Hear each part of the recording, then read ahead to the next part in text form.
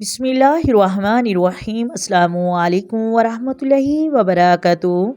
محترم ناظرین، اگر آپ شب معراج کی مبارک اور بابرکت رات سے فائدہ نہیں اٹھا سکے تو اپنی خالی جھولیاں نہیں بھروا سکے۔ آپ نے شب معراج کا مبارک موقع اپنے ہاتھوں سے گوا دیا۔ جو وقت گزر گیا سو گزر گیا، وہ تو کبھی واپس نہیں آ سکتا، لیکن آپ شبان المعظم کی قبولیت کی گھڑی آ چکی ہے۔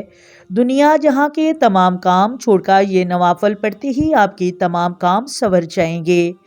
آج جس گھر میں یہ نوافل پڑھ لیے جائیں گے، اس کا ہر فرد اپنے اپنے مقاصد میں کامیاب ہو جائے گا۔ جس کے لیے یہ نوافل پڑھے جائیں گے، اس مقصد میں کامیابی یقینی ہو جائے گی۔ ماہ شبان المعظم حرمت والے مہینوں میں سے ایک مہینہ ہے، اور جب کوئی بندہ حرمت والے مہینوں میں رب کریم کے سامنے منگتا بن کر، بھکاری بن کر، فقیر بن کر ہاتھ پھیلا کر رب کریم سے مانگتا ہے، اللہ فقیروں کو بادشاہ بنا دیتا ہے۔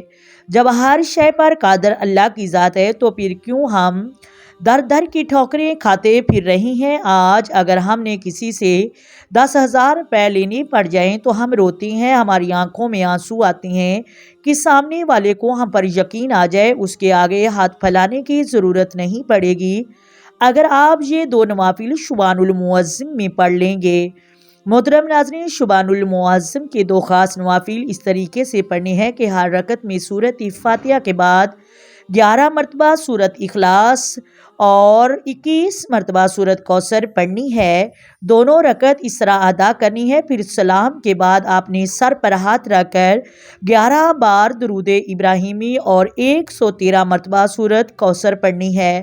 اس کے بعد دعا مانگی، جو بھی آپ کی حاجت ہے، انشاءاللہ چند ہی روز میں اللہ تبارک و تعالیٰ اپنی رحمت ضرور عطا فرمائے گا۔